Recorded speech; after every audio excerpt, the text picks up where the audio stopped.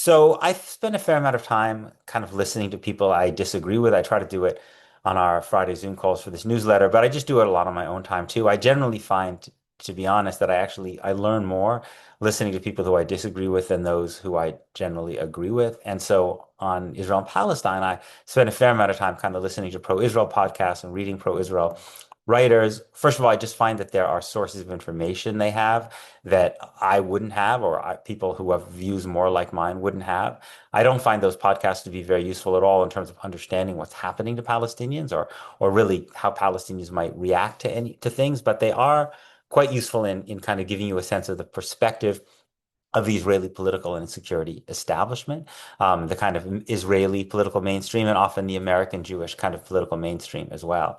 Um, and so it really, really struck me kind of listening last week to several podcasts that there was this really, really frank acknowledgement that this destruction of Gaza has failed. The destruction of Gaza has failed on its own terms. Even if you didn't give a shit about the humanity and the lives of people in Gaza, which of course you should care about profoundly, that on its own terms, it has failed, right? What were the two goals of the war? Not as defined by me, but as defined by Benjamin Netanyahu, right? The first was the release of was the return of the hostages. We know it's been clear for such a long time now that the only way Israel has gotten significant number of hostages back has been by ending the war, by through ceasefire deals. That military action has actually led to the death of more hostages than it has gotten them released, right? But the second goal, of course, was the destruction of Hamas, total victory over Hamas, right? And what's astonishing to me is how you find these very, very pro-war establishment Israeli Jewish voices now saying very frankly, ain't gonna happen. It's not going to happen. That has failed. And I want to quote a few of them. So the first is Nadav Ayal, who's a columnist for Yediot Ahronot. This is him on Dan Senor's Call Me Back podcast. Nadav Ayal is a kind of very centrist establishment journalist, very close to the Israeli security establishment. This is what he says about the prospect of disarming Hamas at any point. He says disarming is really not going to happen for two reasons. First of all, Hamas isn't going to agree to that in the way we think about disarmament. And secondly, even if they will, no one will be able to verify it. So he's saying there will be no, in any future deal with Hamas, that Hamas will not be disarmed, right? That disarmament of Hamas is not going to happen. Yes, Israel has destroyed a lot of Hamas's weaponry, but Nadav is smart enough to recognize that Hamas will be able to, build new weaponry. In fact, it's using a lot of weaponry, as he acknowledges now, from the massive amount of ordnance that Israel has dropped on Hamas. So he's saying that Hamas will not be disarmed. He also quotes Nerval Ronen Bar, the outgoing head of Shin Bet, Israel's domestic security service, who says, who said recently, quote, as long as there will be Palestinians in Gaza, there will be Hamas in Gaza. Read it again. As long as there will be Palestinians in Gaza, there will be Hamas in Gaza. This is Ronen Bar, the outgoing head of Shin Bet, Israel's domestic security service. So Hamas will be there. Hamas will not be disarmed. This is a quote now from another podcast from an Israeli journalist named Haviv Retik Gur. Again, also I would say very centrist, very hawkish, ideologically in a very, very radically different place than me, but a smart guy, right? And he writes, he says, what's the grand strategy to take 1,000 little battles over 21 months and turn them into a great and significant win? And then he goes on, nobody has articulated one in public or anywhere. 21 months in to this destruction of Gaza, Haviv Retigur, who's been a strong supporter of the war, says nobody has articulated any plan for how to take these individual battles where Israel's killing Hamas members, it's killing lots of civilians, it's destroying hospitals and buildings. Nobody has articulated, after 21 months, a vision for how to turn that into victory, right? And then the third, I'm going to quote from Daniel Hartman, who's the head of the Hartman Institute, which is a Jerusalem-based think tank, kind of liberal Zionist, quite influential among establishment American Jews. A lot of American rabbis have strong connections. This is Daniel Hartman, again, supporter who's been a supporter of the war. He says, quote, the ability of completely wiping out Hamas is really off the table.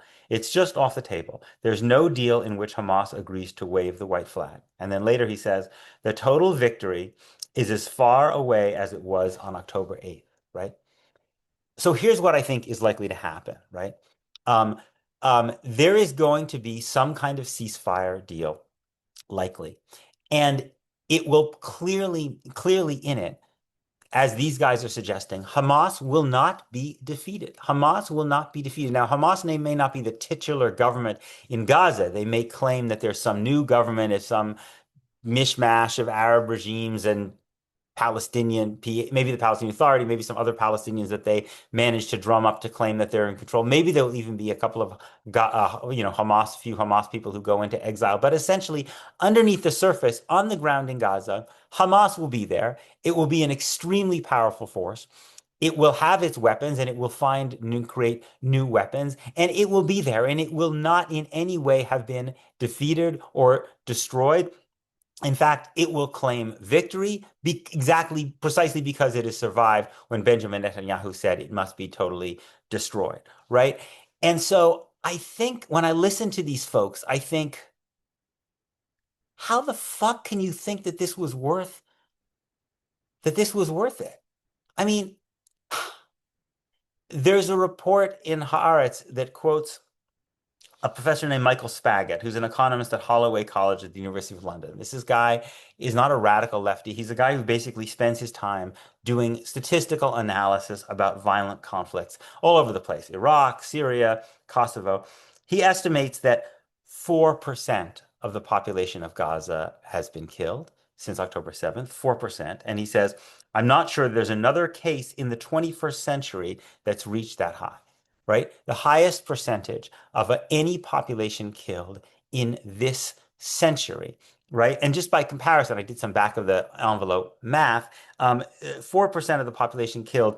If you think about the percentage of people killed in Ukraine, 4% is probably 20 to 40 times higher than the percentage of people who have been killed in Ukraine, given that Ukraine has a significantly larger population, of course, than Gaza, right? So this is as a percentage of the population, the largest slaughter of human beings on the planet in this century. And the goals have not been met. They have not been achieved. And there were people there were people who were saying this from the very, very beginning. They were protesting against this slaughter from the very, very beginning. They were mocked. They were reviled. Many of them were kicked out of school. They were suspended. They were expelled. They were called anti-Semites. All of these things. And you know what? They were right. They were right. They weren't just morally right in seeing that this would lead to a cataclysmic loss of life, massive, massive war crime, something that even that more and more scholars, most scholars at this point, are calling a genocide. But they could see that this would not achieve its goals because it wasn't possible, because slaughter and starvation doesn't actually defeat a guerrilla insurgency, because the only way to defeat an insurgency, which Hamas is to deal with the root of the political grievance. And Palestinians in particular, and I've written about this, were saying this from the very beginning. They weren't only saying that this would be that their people in Gaza would be slaughtered and starved on an astonishing scale.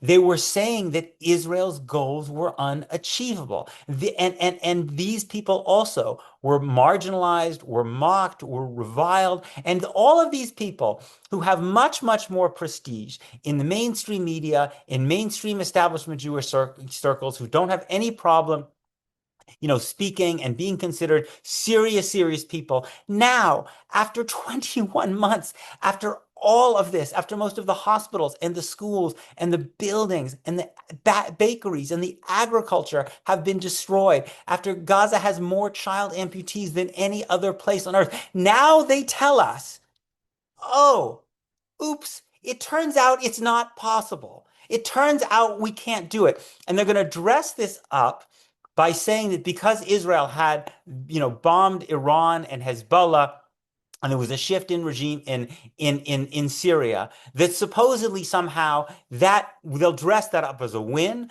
because they'll saying, yes, okay, we didn't get rid of Hamas, but we restored our deterrence by basically bombing Syria and Iran, and that will be the substitute victory that's used to mask the failure of what Israel has done in Gaza. And you know what? And it'll be bullshit because in fact Iran, because no matter what Israel did in Syria, in Lebanon, in Iran, it doesn't solve the core of the problem, which is Palestinians, right? And that problem has been made massively worse, actually, from Israel's perspective by this, because it has now created a vast generation of people who've grown up seeing their parents, their cousins, their brothers, their sisters killed and starved to death. And those people will be fighting against Israel probably for the rest of their lives. And God help us, probably the political organizations they create will be more radical than Hamas because people will seek revenge for the horrors that they have seen, right?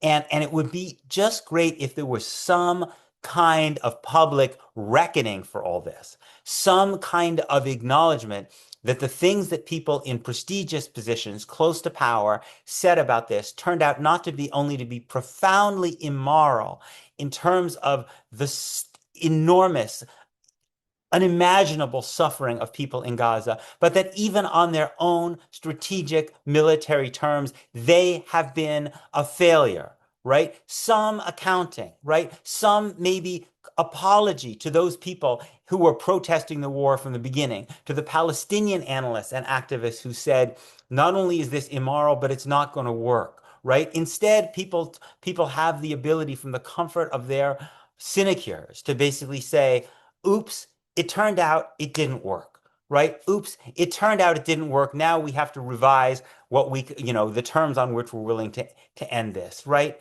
I mean, say that to a mother in Gaza who's lost multiple children, right? Who's seen her children go day after day without food, begging for food, right? I mean, somebody should be trying to create some dynamic in American and Israeli public discourse in which people are held to account for these things, you know? And my fear is just that they never will. That they never will.